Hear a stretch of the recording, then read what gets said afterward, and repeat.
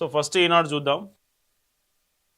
Yes, బాంబుల వర్షం, Tehran బీరుట్లపై America Israel భీకర దాడులు, ఇరాన్ అధ్యక్ష భవనం నేలమట్టం, 2 అణు కేంద్రాలు, సుప్రీం లీడర్ ఎన్నిక జరిగే భవనం పైన క్షిపణులు.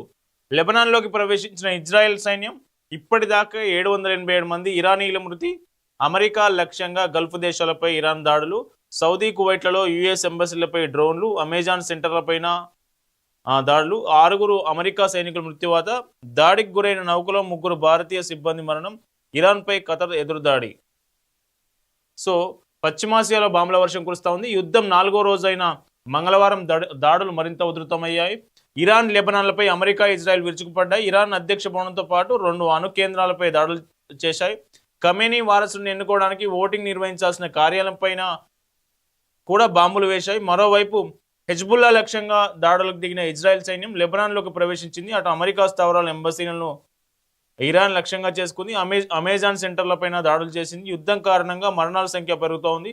ఒక్క ఇరాన్లోనే 4 రోజుల్లో 787 మంది మృతి చెందారు. సో యుద్ధం ఏ దేశం మీద ఏ దేశం దాడి చేసినా కానీ మృతుల సంఖ్య మాత్రం పెరుగుతూ ఉంది. ఇరాన్లోనే గత 4 రోజుల్లో 787 మంది చనిపోయారట. లెబనాన్లో 52 మంది మృత్యువాత పడ్డారు. హర్మూజ్ జలసంధిని ఇరాన్ దాడి చేసిన నౌకలోని సిబ్బందిలో 3 భారతీయులు మరణించారు. సో మనం ఇక్కడ హర్మూన్ జలసంధి అని ఒకటి ఉంటుంది. హర్మూన్ జలసంధి, ఈ జలసంధి నుంచే మనకు రావాల్సిన ఆయిల్ మొత్తం ప్రపంచ దేశాలకు 70% ఆయిల్ సరఫరా ఈ జలసంధి నుంచే జరుగుతుంది. ఒకసారి చూద్దాం అది.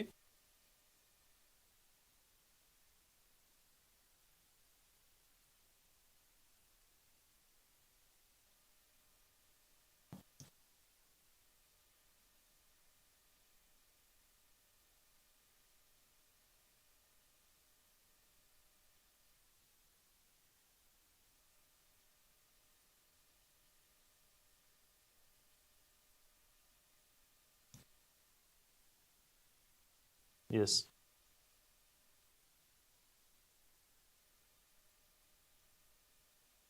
సో ఇది కనిపిస్తుందిగా మనకు.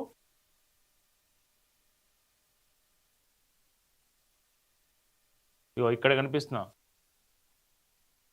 భారతదేశం మనకు చమురు కొనుగోలు చేసే దేశాలు చూస్తే బహ్రెయిన్, ఖతార్, కువైట్, ఇరాక్, అట్లాగే Saudi Arabia, UAE, United Arab Emirates. So ఇవన్నీ దేశాల నుంచే చమురు ఇట్లా వస్తుంది.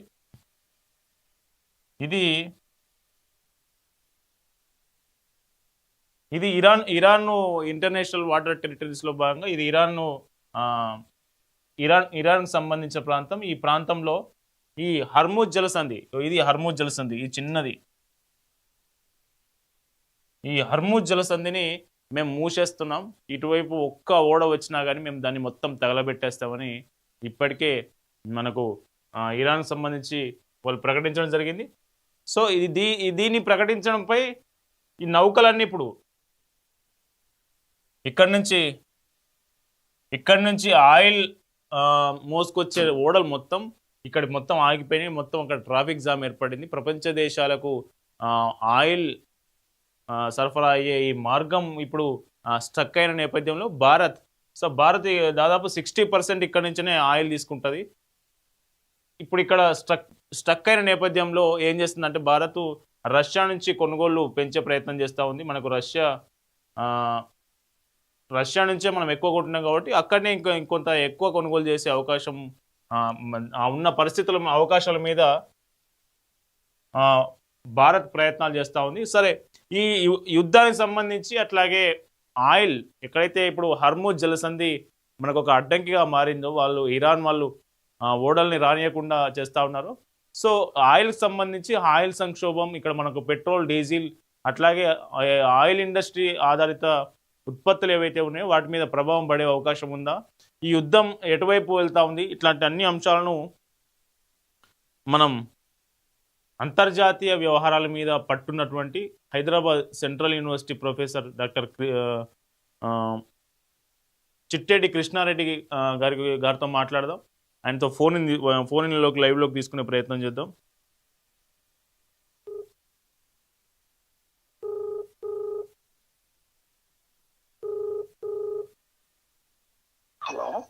Sir good morning sir. నేను కరుణాకర్ పల్లవి టీవీ నుంచి. మీరు welcome to morning morning news thank you sir. Analysis. నమస్తే సార్. సార్ సార్ ఏంటి సార్ ఇప్పుడు మనకు ఈ యుద్ధం ఇంకా తీవ్రం అవుతా ఉన్నది. నిన్న మొత్తం మిసైల్ వర్షం కురిసినట్టు కనిపిస్తా ఉంది. సో ఇంకా ఇరాన్ సుప్రీం లీడర్ ఖమేనీ అంతం తర్వాత కూడా వీళ్ళు ఎందుకు శాంతించట్లేదు? ముఖ్యంగా వాళ్ళు ఏంటంటే ఖమేనీ హత్య తర్వాత దాన్ని ప్రెస్టేజ్ గా చేసుకొని వాళ్లకు జరిగినటువంటి అన్యాయంగా భావించి ఇవాళ పెద్ద ఎత్తున అమెరికా పైన తిరుగుబాటుకు లేవనెత్తింది. ఎందుకంటే అక్కడ ఒక వర్గం కూడా వారిని చాలా ఆరోగ్యంగా చూసేటువంటి ప్రజలు కూడా ఇరాన్ లో ఉన్నారు కాబట్టి తమ నేతను అతి క్రూరంగా చంపేశారనేటువంటి బాధతో ఇవాళ అక్కడ ఉన్నటువంటి సుప్రీంకోర్టు కావచ్చు, లేకుంటే మిగతా లీడర్లు కావచ్చు, అందరూ కలిసి కట్టుగా అంతే. జనరల్ గా ఏంటంటే సాధారణంగా ఎప్పుడైనా ఒక దేశాధ్యక్షుడు మరణించినప్పుడు యుద్ధం పోరులో తగ్గుదల ఉంటుంది, లేదా ఆ యుద్ధాన్ని కూడా ఆపేయడానికి ఆస్కారం ఉంటుంది. కానీ ఇక్కడ పరిస్థితులు మాత్రం యుద్ధం మరింత భీకరంగా చేస్తున్న పోరాటం కనబడుతుంది. ముఖ్యంగా వారు తమ ఆత్మగౌరవాన్ని, తమ యొక్క వారు నమ్మిన సిద్ధాంతాన్ని, సరే అక్కడ ఇరాన్ లో చాలా కాలంగా మహిళలకు స్వతంత్రం లేకపోవడము, రకరకాల అంశాల్లో అక్కడ ఉన్నటువంటి ప్రజలు కూడా ఇబ్బందులు పడుతున్న పరిస్థితిని మనం చూసాం. కాబట్టి ఇట్లా ఉన్నప్పటికీ కూడా ఇవాళ ఇరాన్ తిరగబడుతూ తన యొక్క సావర్నిటీని, తనకున్న స్వతంత్రాన్ని, తన యొక్క సార్వభౌమత్వాన్ని కాపాడుకోవడం కోసం పెద్ద ఎత్తున మనకు యుద్ధాన్ని కొనసాగిస్తున్నట్టుగా కనపడుతూ ఉంది. సార్ ఇప్పుడు మనకు యుద్ధం అంటే ఖర్చుతో కూడుకునేది. ఇప్పుడు మనకు మిసైల్ కావాలంటే $1 మిలియన్ ఖర్చు పెట్టాలి. ఆ డ్రోన్లు అయినా మనకు డబ్బుతో కూడుకున్నది. సో ఇప్పుడు అమెరికా, ఇజ్రాయెల్ లాంటి పెద్ద దేశాలతోని డిఫెన్స్ పరంగా ఎక్కువ శక్తి ఉన్నటువంటి వాళ్ళతో పోరాడాలంటే ఇరాన్ ఇంకెంతకాలం పోరాడే అవకాశం ఉంది? ఇరాన్ చివరి వరకు అంటే వాళ్ళకు అణుపరీక్షలు కూడా ఎంతవరకు పూర్తయ్యాయి, ఎంతవరకు శక్తి ఉంది అనేటువంటిది కూడా కొంత ఆందోళన కలిగిస్తుంది అన్ని దేశాలకు కూడా.